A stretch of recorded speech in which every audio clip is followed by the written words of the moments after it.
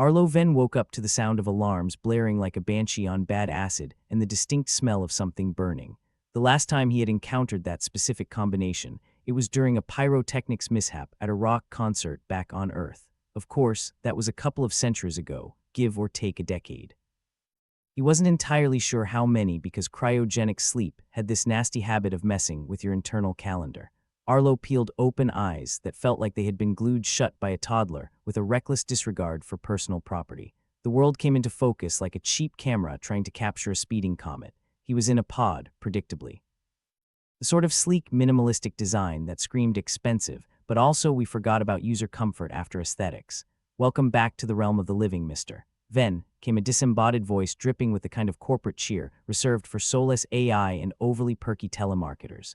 Gee, thanks, Arlo croaked, his throat feeling like it had been sandpapered by a drunk carpenter.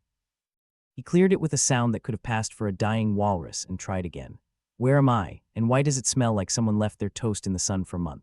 You are in the Galactic Archive Station 46B, and the olfactory assault you are experiencing is due to an exterior fire caused by rebel insurgents, the AI replied, as if fires caused by rebels were as routine as morning coffee. Rebels, Arlo repeated, rubbing his temples. Fantastic, what the hell do they want with me? You were never the target, mister. Then, the AI assured him in that annoyingly calm manner that only machines mastered. Their goal appears to be the destruction of information. Of course, Arlo muttered.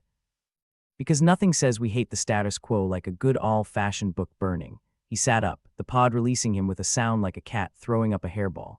His feet hit the floor and he winced as the cold metal sent a jolt up his spine. If this was the future, someone had really dropped the ball on central heating. What's the situation? He asked, hoping the AI at least had the decency to be useful.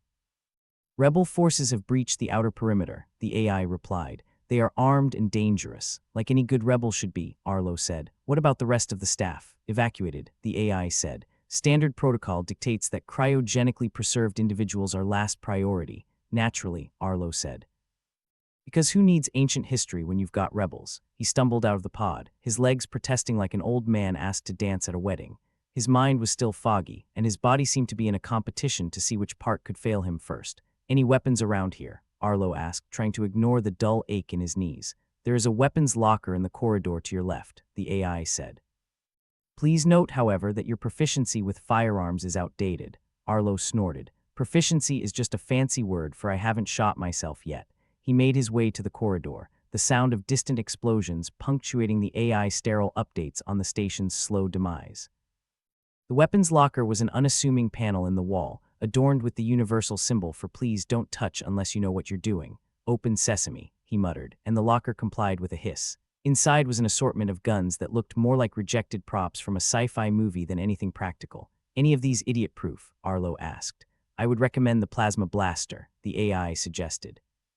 It has the lowest chance of self-incineration. Sold, Arlo said, grabbing the blaster. It felt awkward in his hands, like a tool designed by someone who had only read about humans in textbooks. Just then, the lights flickered, and the whole station shuddered as though it was having an existential crisis. Arlo steadied himself against the wall, the blaster nearly slipping from his grip. What was that? He asked, but he wasn't sure if he wanted an answer. Structural integrity is compromised, the AI said, almost too matter-of-factly. Rapid evacuation is recommended. Of course it is, Arlo said, clenching his jaw. And where exactly am I supposed to evacuate to? Escape pods are located at the end of this corridor, the AI said.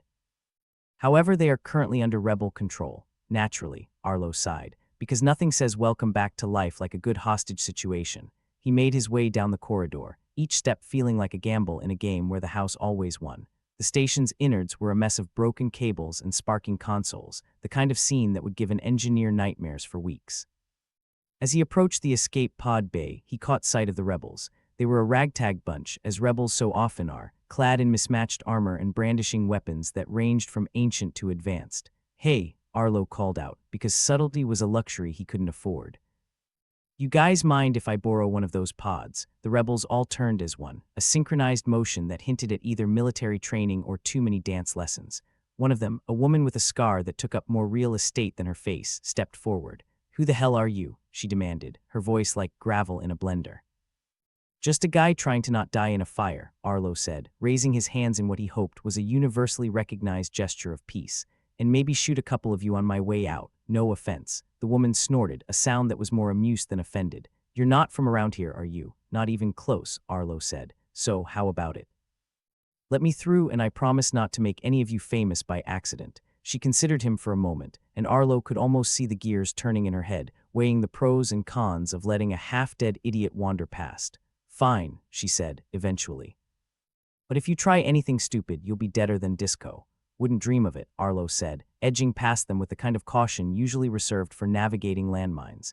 He climbed into the nearest escape pod, the cramped space reminding him a little too much of his cryo chamber. The controls looked straightforward enough, but then again, so did IKEA instructions. Good luck, the rebel woman said, her expression so neutral it could have been a color on a paint chart. Thanks, Arlo said, slamming the hatch shut.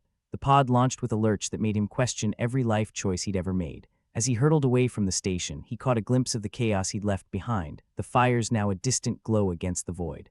Well, that was fun, Arlo muttered to himself. Now where the hell do I go from here? Before he could ponder that question too deeply, the pod's display flickered to life, a new message scrolling across. Warning, alien parasite infection detected. Arlo stared at the words, his mind struggling to keep up with the universe's apparent vendetta against him. Oh, for fuck's sake, he groaned, banging his head against the console. As the pod drifted through space, the loneliness of the cosmos closing in, Arlo couldn't help but laugh. It was the kind of laughter that danced on the edge of madness, the sound of a man who had realized that the universe, in all its infinite complexity, had a sense of humor as dark as his own. And so he laughed with the cold stars as his only audience, wondering how much worse things could possibly get. Arlo had just resigned himself to the fact that his life was turning into a cosmic joke when the pod's scanner flickered again. This time, it was flashing a distressingly cheerful message, incoming communication request. Because who doesn't love a good chat when they're potentially hosting an alien parasite? Arlo muttered, stabbing at the accept button with a finger that was all too ready to flip off the universe. The screen changed to display a woman with a face like a war zone, half hidden under a mess of hair that hadn't seen a comb since the last millennium. Her eyes were sharp, though, like she could cut through steel with a glance. The scar tracing her jawline was at least 3 different kinds of impressive. You're the guy who just borrowed a pod, right? She asked, her voice carrying that gravelly tone that screamed I've seen some shit, like she collected bad days for fun. Borrowed sounds so temporary, Arlo said. I was thinking more along the lines of Grand Theft Escape pod. Named Xylith, she said, as if that explained everything. And you're in a bit of a pickle, aren't you? If by pickle you mean potentially playing host to an alien parasite, then yes, Arlo replied, scratching his neck absent-mindedly. But hey, maybe it's just heartburn. Xylith chuckled, a sound like rocks tumbling down a cliff. You're funny, I like funny. The universe has a shortage of people who can laugh when shit hits the fan. Yeah, well, it's either laugh or cry, Arlo said, and I'm fresh out of tissues. Listen, that parasite you've got, Xylith began, shifting gears like a driver without a clutch. It's not all bad, sometimes they do. Unexpected things. Unexpected how? Arlo asked, wary of the kind of surprises that might involve extra limbs or an unsanctioned Broadway musical breaking out of his chest. Xylith leaned closer to the screen, her expression turning serious. They've been known to enhance human capabilities, make you stronger faster, maybe even give you a bit of a sixth sense. Sounds like a bad infomercial, Arlo said. But okay, let's say I buy this. What's the catch? The catch, Xylith echoed, her eyes narrowing as if she could see right through his sarcasm, is that it's unpredictable. Some people get powers, others end up as a smear on a wall. Ah, the classic gamble, Arlo said. Do I have to roll some dice, or is this more of a spin-the-wheel kind of deal? Think of it as Russian roulette, but with an alien parasite, Xylith said deadpan, and the odds aren't exactly in your favor. Naturally, Arlo muttered. So you're saying I could end up with superpowers, or I could just explode. That's quite a spectrum. Pretty much, Xylith nodded. And considering the rebels started this fire to cover up the parasite's existence, they probably figure it's better to burn the evidence. Let me guess, Arlo said. You're one of those rebels. She shrugged, a small smirk tugging at the corner of her mouth. We prefer liberators of information, Arlo snorted. Right, because nothing says freedom like a little light arson. Look, you're in the middle of this whether you like it or not, Xylith said. And humor's not a bad way to deal with it. Humor's the only thing keeping me from having a breakdown, Arlo confessed. So what's the plan? Do I just sit tight and hope I wake up with superpowers rather than spontaneously combust? Pretty much, Xylith said. We can guide you to a safe zone. It's off the radar for now, and we have people who can help if you start showing symptoms. Symptoms? Arlo echoed, the word sounding ominous. Like what, glowing in the dark, speaking in tongues, growing a tail? It's different for everyone, Xylith said, with the air of someone who'd seen a few too many different results. But if you suddenly feel the urge to eat your own weight in raw meat, that's usually a sign. Good to know, Arlo said dryly. So how do I get to this safe zone of potential freakishness? We'll upload coordinates to your pod, Xylith said, her fingers moving across unseen controls. Follow them, avoid the authorities, and try not to die. Isn't that everyone's life plan? Arlo quipped, watching as numbers scrolled across his screen. Avoid bosses, stay alive, die old and possibly rich. She gave him a look that was half amused, half sympathetic. You know, for a guy who's been asleep for centuries, you're taking this pretty well. I figure the world's always been a mess, Arlo said. I just got the deluxe time travel package. That's one way to look at it, Xylith agreed. Just remember you might not be alone in there. Arlo glanced down at his arm, half expecting it to wave back at him. Thanks for the vote of confidence. The screen blinked out, and Arlo was left with nothing but the hum of the pod and his thoughts, which were not the comforting kind. His mind buzzed like a hive, questions darting around like angry bees. He'd spent decades frozen, only to wake up to a world that seemed intent on killing him off before he had a chance to get nostalgic about the good old days.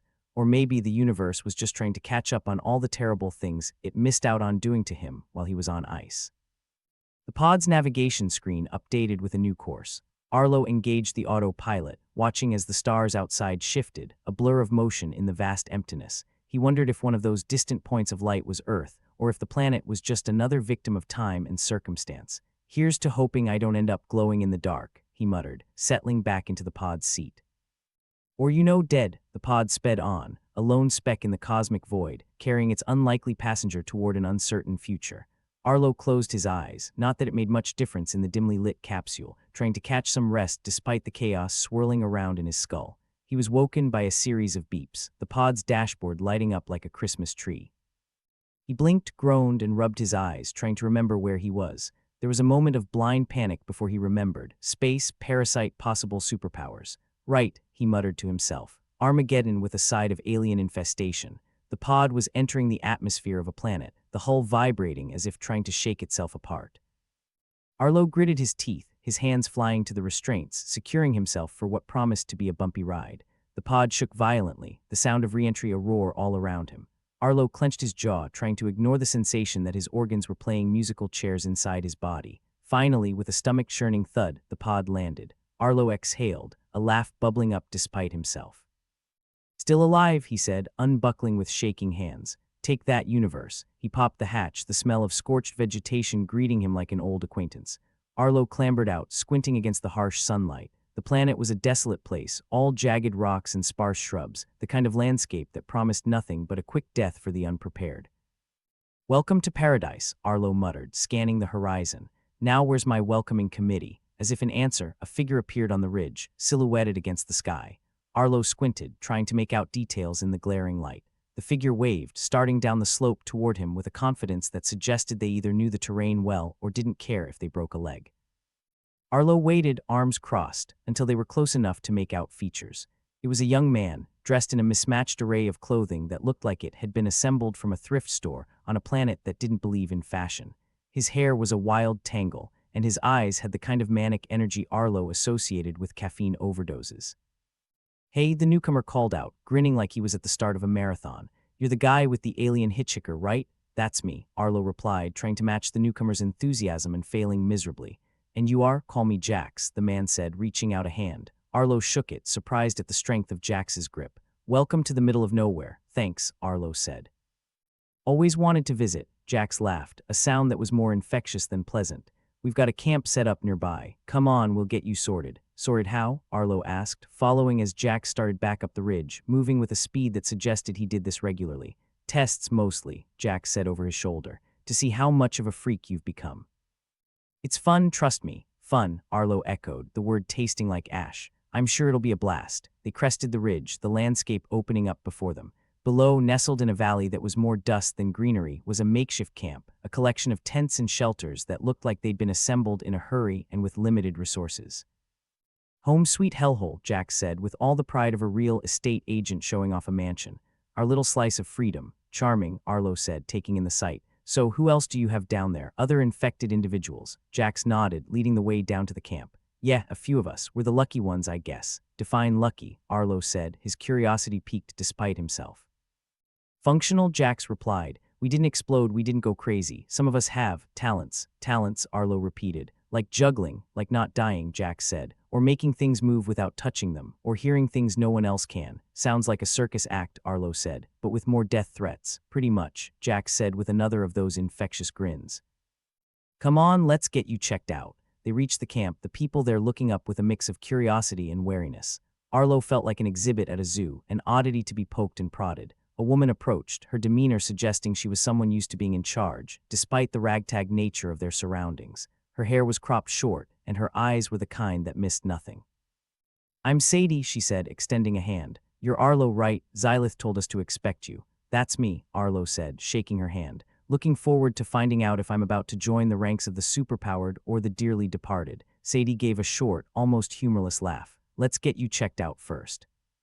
Then we can decide what brand of crazy you are. Arlo followed her through the camp, the other residents giving him sidelong looks as if waiting for him to sprout extra limbs or start quoting Shakespeare. How long have you been here? Arlo asked, trying to ignore the creeping sensation that he was walking into something he couldn't quite understand. Too long, Sadie said, but we're survivors.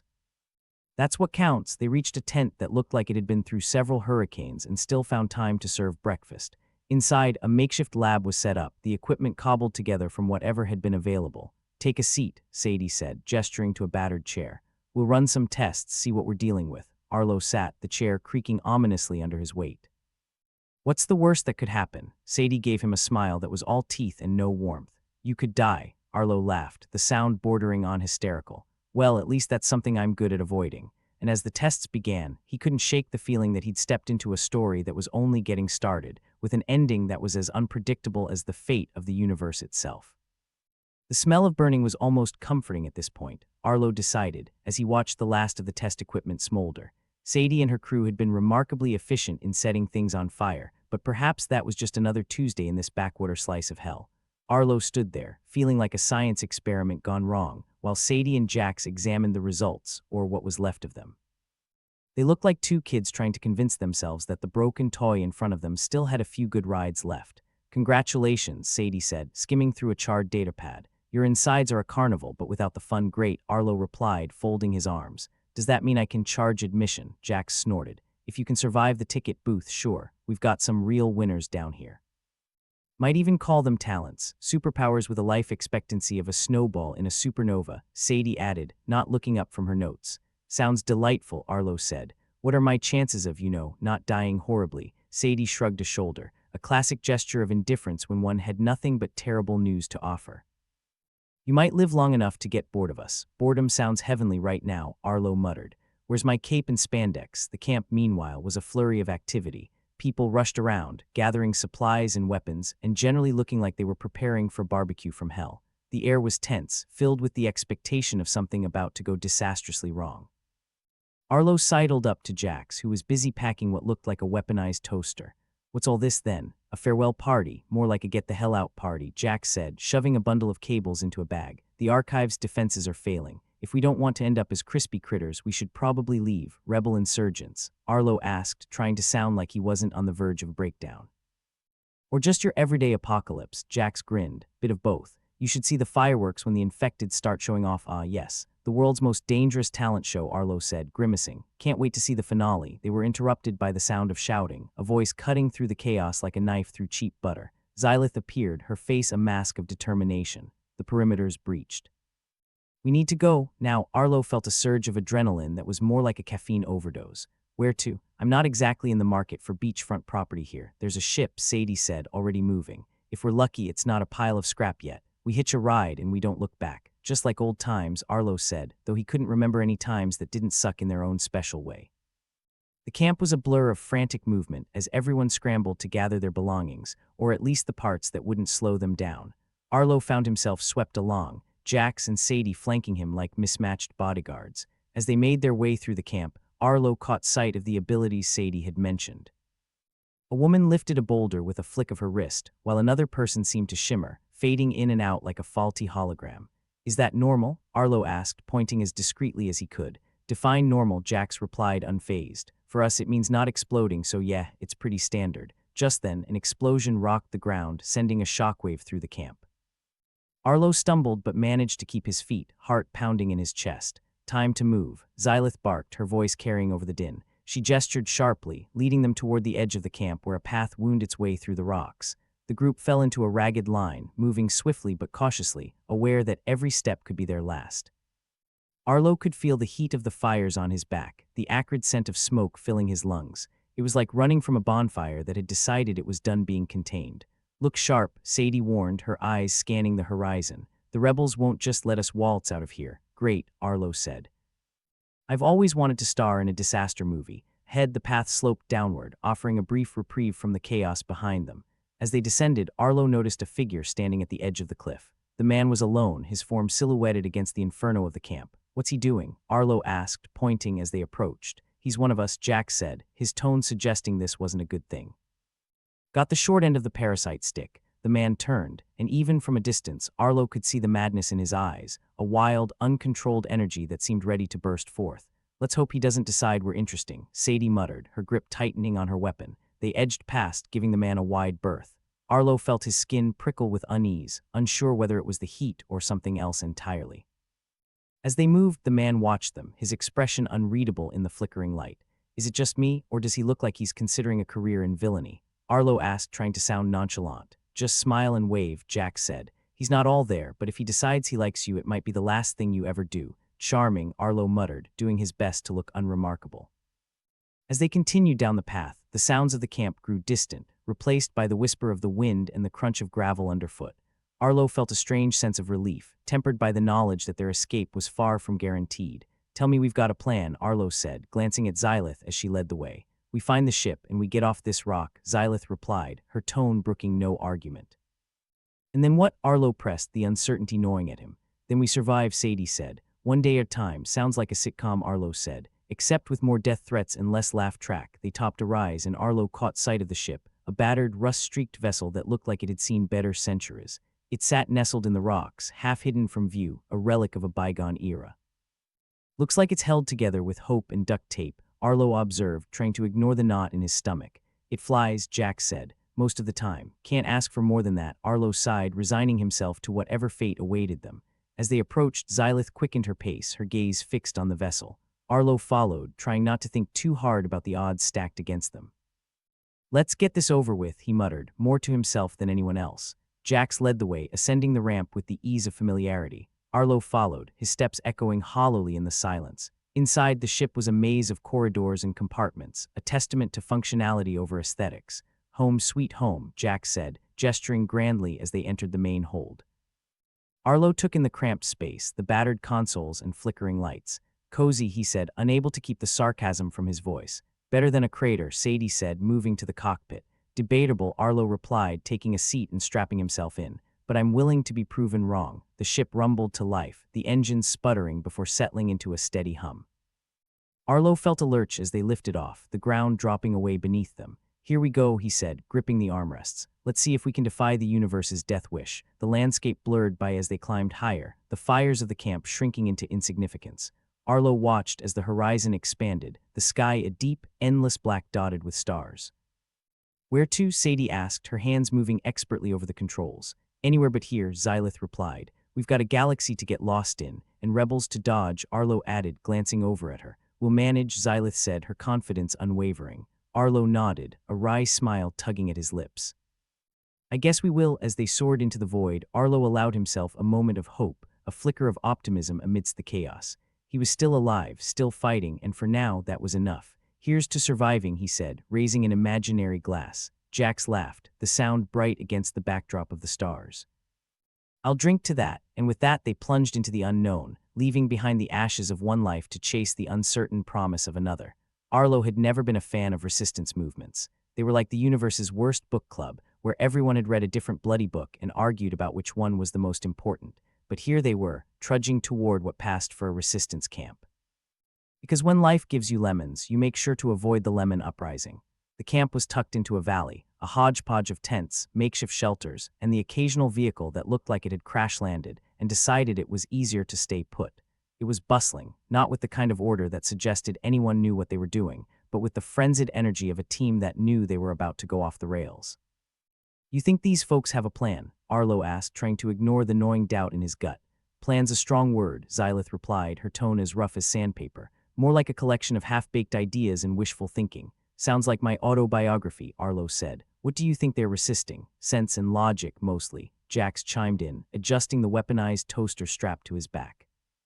As they approached, a man with a face like a worn-out boot stepped forward, his expression welcoming in the way a bouncer welcomes an unruly crowd. "New faces, eh? Looking to join the cause. If by join you mean not die horribly, then sure," Sadie replied, her voice dripping with irony. The man's eyes flickered with something between amusement and exasperation.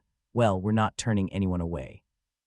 Long as you pull your weight." "And what's the weight we're pulling here?" Arlo asked. "Survival," the man said simply. "And maybe, just maybe, turning this mess into something that doesn't explode." "I like the ambition," Arlo said, "though I think my odds of spontaneous combustion just went up." "You and me both," the man replied, clapping Arlo on the shoulder with enough force to dislocate something important.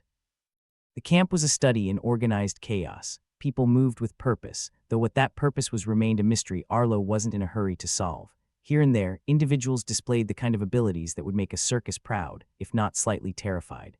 "Looks like the talent show extends beyond the camp," Arlo said, watching a woman juggle fireballs with the nonchalance of someone tossing apples.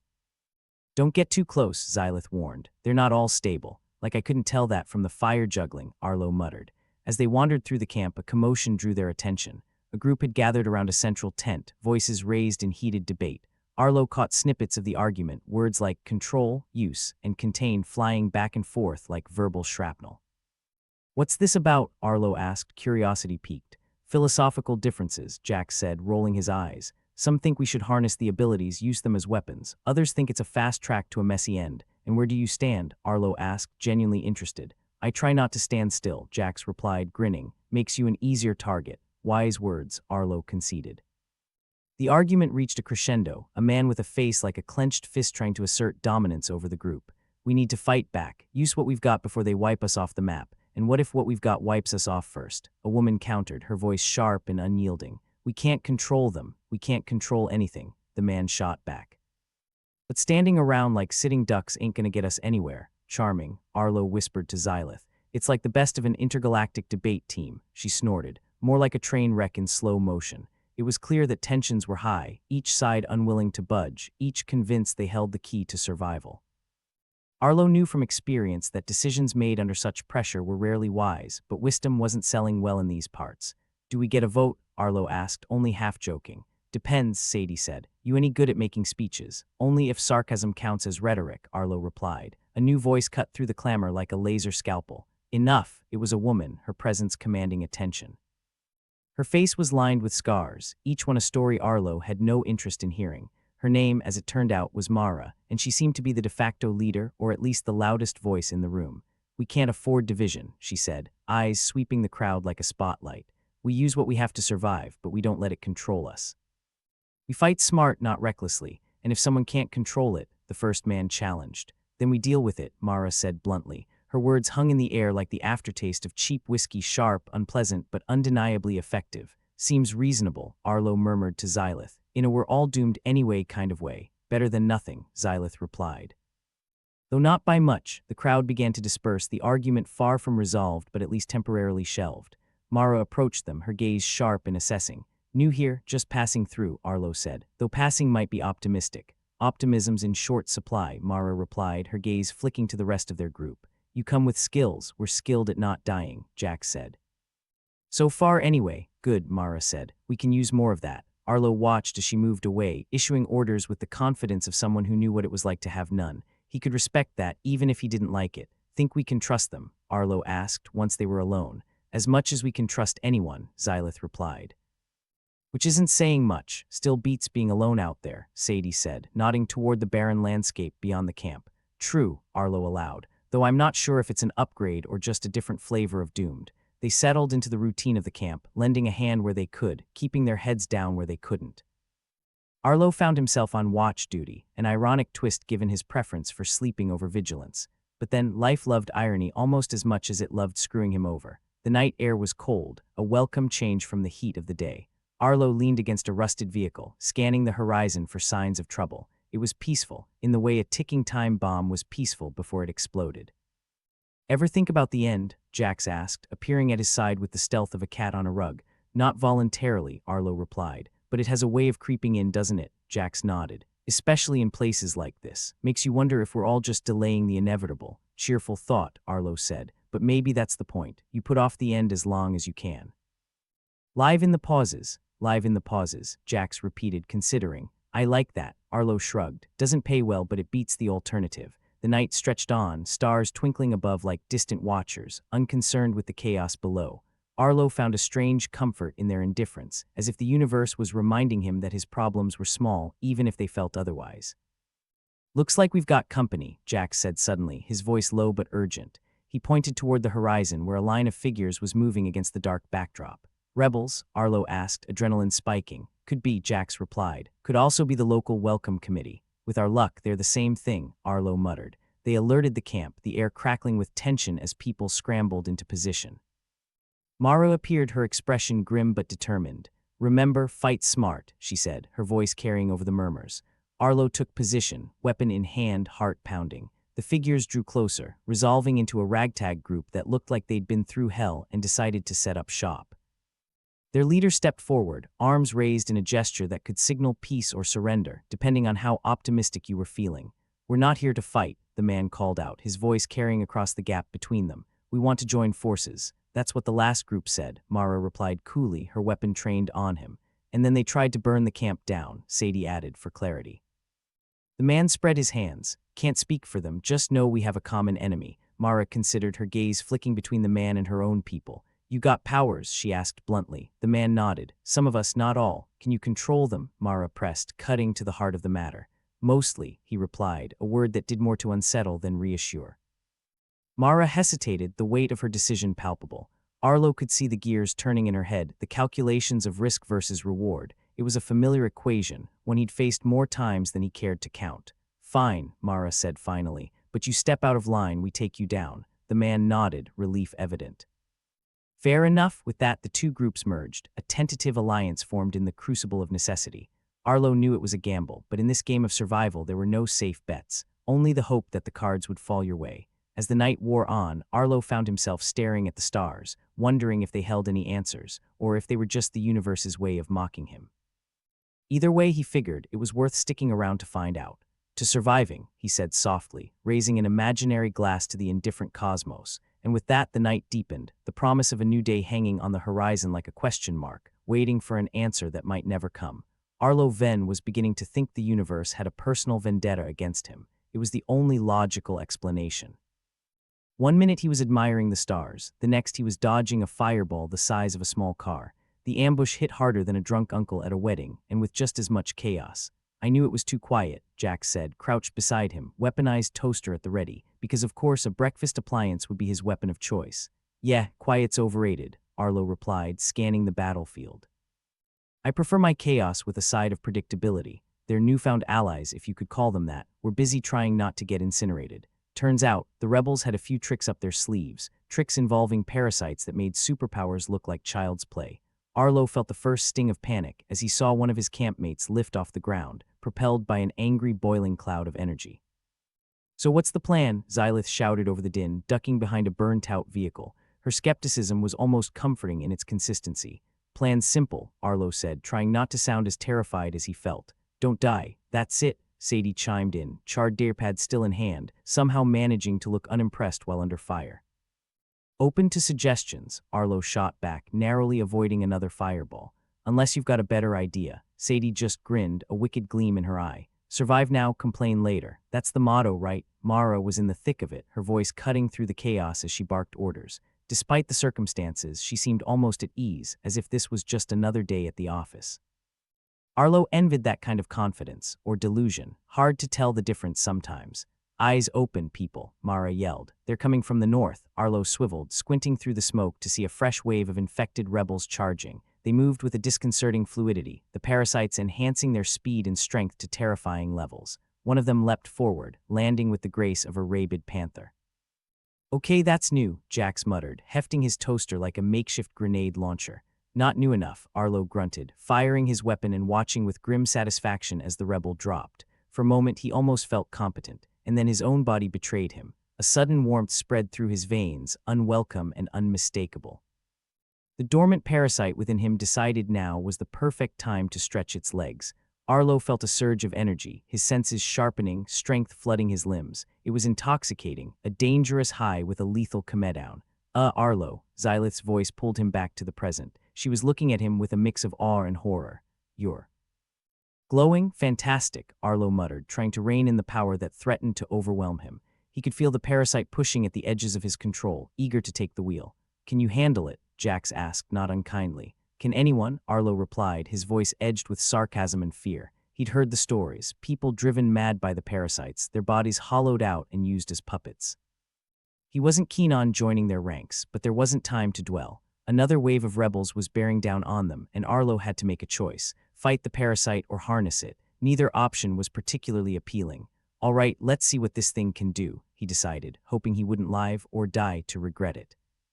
The power coursed through him, a wild, untamed force that felt like it might tear him apart, but he held on, focusing it, directing it outward. A burst of energy shot from his hands, sending two rebels sprawling. "Nice," Jack said appreciatively. "Don't get used to it," Arlo replied, teeth gritted. He could feel the parasite pushing harder, testing his limits. It was like wrestling a bear with a caffeine addiction.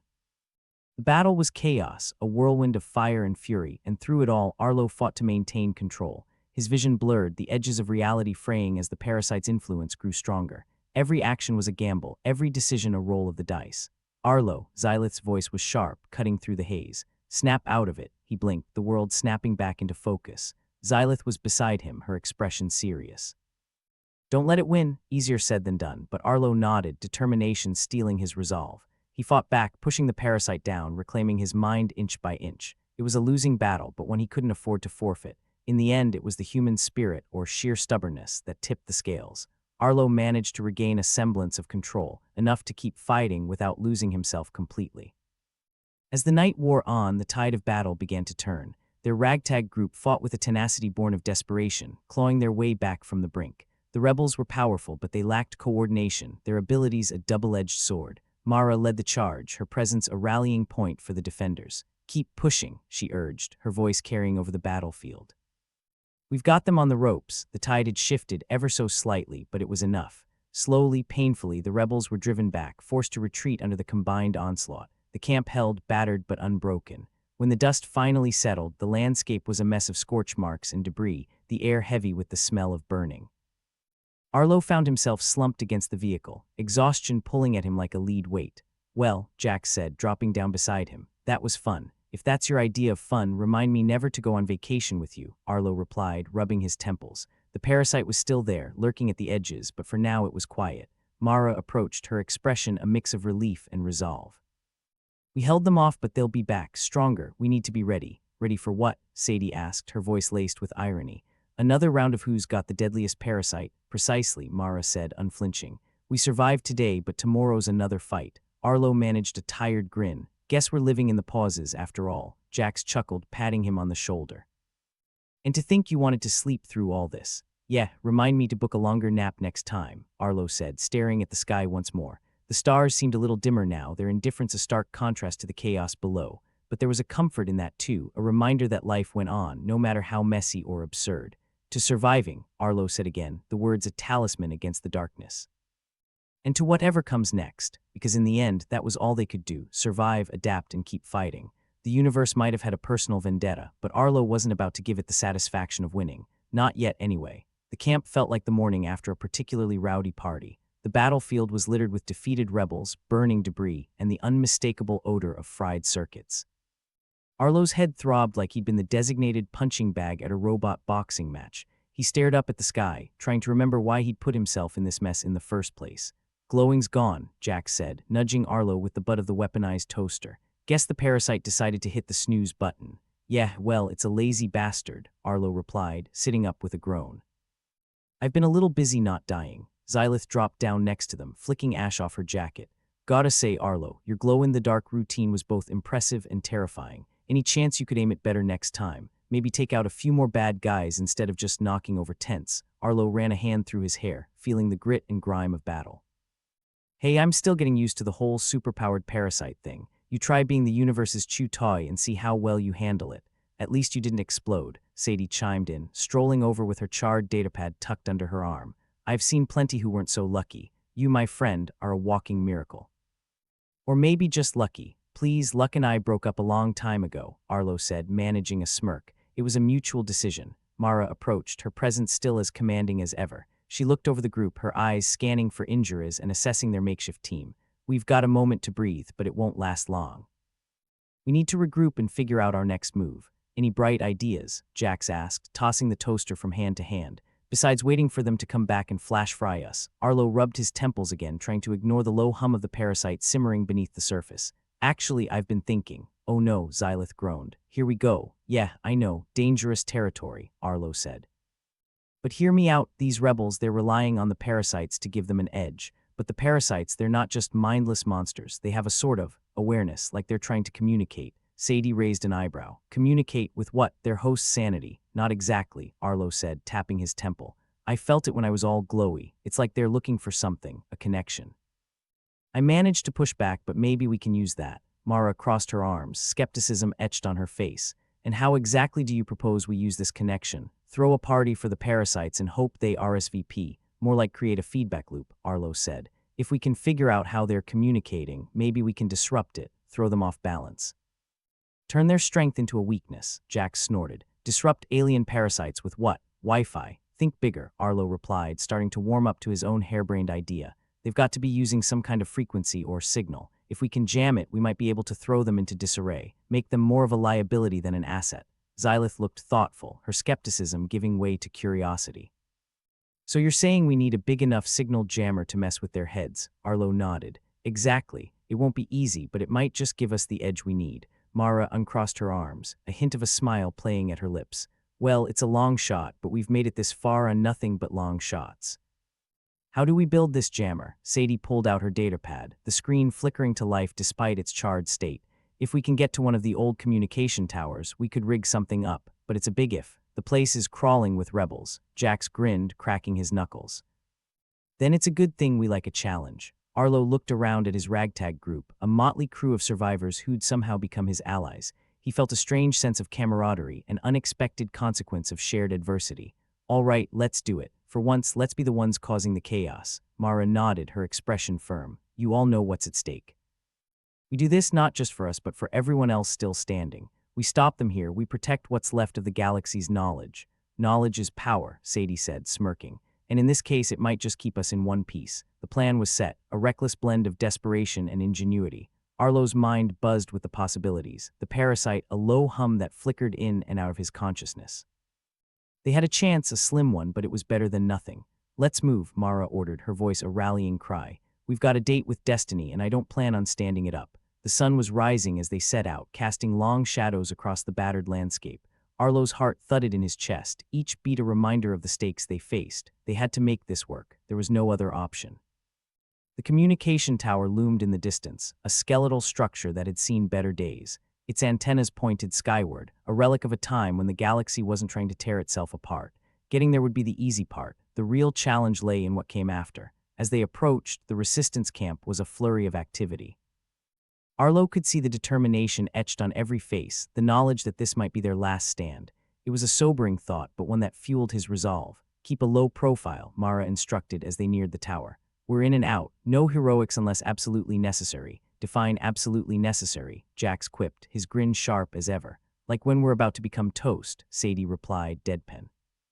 With that, they slipped into the shadows, moving with practiced stealth. The rebels were close, their presence a constant threat. Arlo's skin prickled with anticipation, the parasite coiled within him like a spring. They reached the base of the tower, the air heavy with tension.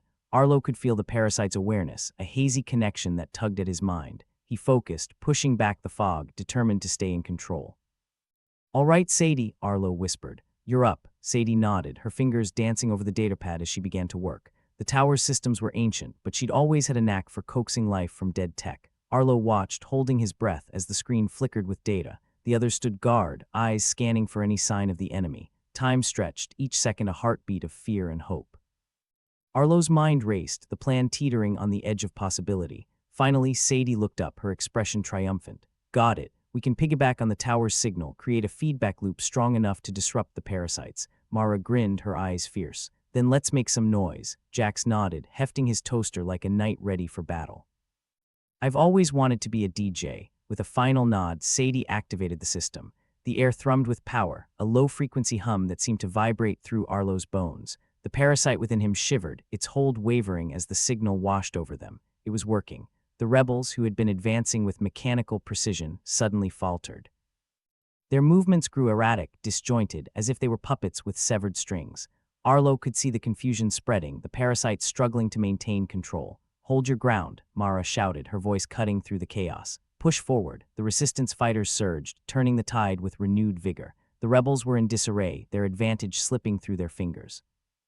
Arlo felt a surge of adrenaline, the thrill of hope that had been absent for so long. Keep it up, he yelled, the parasite's influence fading as the signal blazed. We're doing it, but victory was never easy, never without cost. The rebels, desperate and driven, regrouped for one final stand. Arlo knew they couldn't hold the signal forever. They had to end this, and fast. Jax, with me, Arlo called, racing towards the heart of the battle. Jax was at his side, toaster at the ready, his grin as sharp as the edge of a black hole. They pushed forward, a chaotic dance of fire and fury. The rebels, disoriented and weakened, fell back under the relentless assault. Arlo felt the parasite's grip loosen, its power waning as the signal did its work. In the end, it was a brutal, hard-won victory. The rebels were routed, their forces scattered like leaves in a solar storm. The resistance camp was safe, if only for the moment. Arlo stood in the aftermath, heart pounding, the weight of survival heavy on his shoulders. They'd done it against all odds, but the battle was far from over. Mara approached, her eyes meeting Arlo's with a look of determination. This isn't the end, you know, he nodded, a wry smile tugging at his lips. I know, but it's a start. Sadie joined them, her datapad tucked under her arm. Crazy plan, Arlo, but not bad for a guy who used to think survive was a four-letter word. Yeah, well, desperate times, Arlo replied, his voice laced with exhaustion and satisfaction. Let's hope the universe doesn't hate us too much for it. Jax clapped him on the back, his grin unrepentant. And to think you were just a guy with a parasite and a grudge against the cosmos. Guess I still am, Arlo said, looking at the sky, the stars indifferent as always. But maybe, just maybe, we're starting to change the rules. And with that, they turned towards whatever came next, ready to face the universe's challenges head-on. Because in the end, surviving wasn't just about staying alive. It was about fighting back and refusing to be defined by the darkness, to whatever lay ahead. Arlo then leaned against the battered hull of an old shuttle, scratching at the unpleasant itch that had taken up residence in the back of his skull. It was the parasite, probably knitting itself a sweater from his neurons, the little bastard. If it wasn't for the fact that it occasionally let him survive the impossible, he might have tried to evict it with a laser scalpel and a prayer. So what's the grand plan, fearless leader? Jax asked, adjusting the strap on his weaponized toaster like it was a piece of military-grade tech, which, given that he'd taken out a squad of rebels with it, meant it practically was. Arlo sighed, feeling the weight of their makeshift mission pressing down on his shoulders. We go right at the heart of the parasite network, hit them where it hurts. We disrupt their little hive mind shindig and hope the backlash sends them scurrying back to whatever rock they crawled out from. Sounds easy enough, Sadie said, with a snort that suggested she thought the plan was about as solid as a wet paper bag. Just another day of suicidally optimistic plans with Arlo Venn. Mara, their unofficial leader, was staring at the map projected on her charred datapad, her expression calculating. And how do you propose we do that exactly? With charm and good intentions. Arlo shrugged, trying to ignore the way the parasite seemed to pulse in response to his nervousness. We use the signal jamming tech we cobbled together at the tower. Amplify it, direct it at their core facility. Might not kill them outright, but it'll mess with their coordination. Think of it as giving them a taste of their own confusion. Xylith, the voice of experience and often reason, raised an eyebrow. And where exactly is this core facility? Don't tell me it's on the other side of the galaxy. Arlo flashed a grin that he hoped didn't look too desperate. Thankfully, it's only halfway across this hellhole of a planet, just a quick jaunt through enemy territory. Jax clapped his hands together, the sound echoing across the camp. Easy peasy then. Like taking candy from a heavily armed, psychotic baby. The group shared a glance, a silent agreement that they were all as mad as Arlo for going along with his harebrained schemes. But then, what choice did they have? The parasite threat wasn't going to resolve itself, and the universe sure as hell wasn't going to offer them a handout. They set out at dusk, the sky an ugly bruise of red and black, like the galaxy itself had taken a beating. The resistance camp was a flurry of activity behind them, preparing for whatever came next. Arlo tried not to think about the possibility that they might not be coming back. As they trudged through the desolate landscape, Jack sidled up to Arlo, his expression uncharacteristically serious. "So you really think this is gonna work?" Arlo glanced at him, then back at the horizon where the parasite facility lay hidden. "I don't know, but it's the best shot we've got, and if it doesn't work, I'll die being wrong, which is something of a relief." Morbid optimism. "I like it," Jax replied. "Just be sure to take a few of those parasite-loving bastards with you." The journey was long and tiresome, each step a reminder of just how fragile their plans were. Arlo could feel the parasite within him, its awareness thrumming in time with his heartbeat. It was a constant reminder of what they were up against, a living testament to the universe's twisted sense of humor. When they finally reached the facility, it was nestled in a valley like a malignant tumor, wires snaking out from the structure, connecting it to the very ground itself. The air buzzed with energy, a testament to the parasite's technological prowess or their madness. "All right, folks," Mara said, her voice low and steady. "This is it. We get in, we amplify the signal, we get out. Preferably without any extra holes in our bodies." Sadie nodded, her fingers already flying over her datapad. "Just let me work my magic, and if that doesn't work, well, I guess we can always try punching it." Arlo took a deep breath, steeling himself for what was to come. "Let's do this." They moved carefully, staying low and out of sight, the shadows their closest allies. The facility was guarded, but the rebels seemed as weary as Arlo felt, their focus elsewhere. Mara's leadership skills shone, guiding them through the perimeter with the precision of a surgeon. Inside, the facility was a maze of corridors and control rooms, filled with the hum of machinery and the occasional rebel patrol. Arlo felt the parasite's presence intensify, like it was excited, or maybe just mocking him for walking into its den. They found the central control room, and Sadie got to work, her datapad a flurry of activity as she synced it with the facility systems. Arlo kept watch, his nerves singing with tension, every shadow a potential threat. "Almost got it," Sadie muttered, her brow furrowed in concentration. "Just a bit more," a klaxon sounded, loud enough to make Arlo wince. "I'm guessing that's not a good sign," he said, glancing at the others. "Someone's tripped an alarm," Xylith said, her voice calm despite the situation. "We need to move. Now," Sadie cursed, her focus unbroken. "I just need a few more seconds." Jack spun around, his toaster at the ready.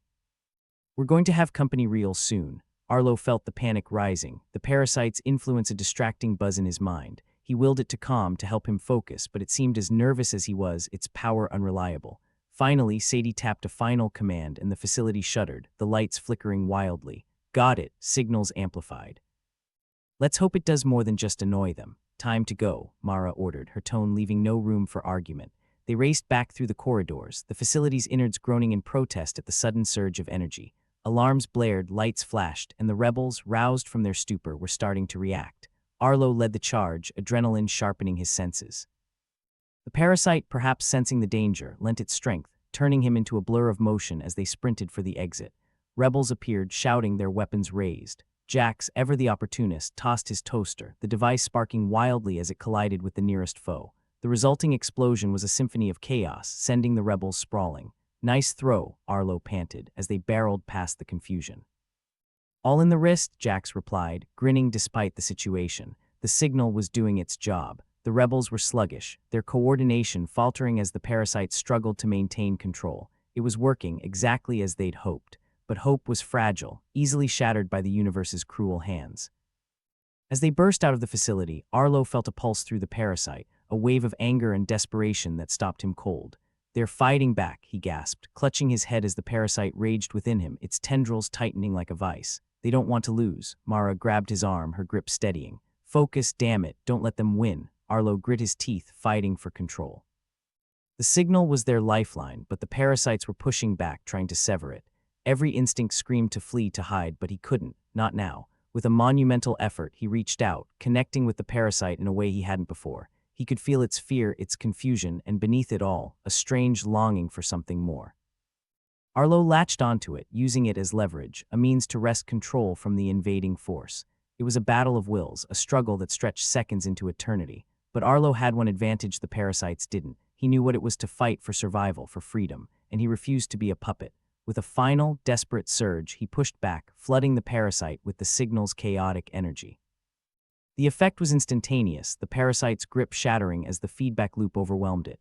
He staggered, breathless and disoriented, but still standing. The others were there, forming a protective circle around him, their faces a blend of worry and relief. "Arlo?" Xylith asked, her gaze piercing. "You still with us?" He managed a weak nod, the parasite's presence a faint whisper now. "Yeah, I think so. But we need to move." They didn't waste any time, retreating into the relative safety of the wilderness.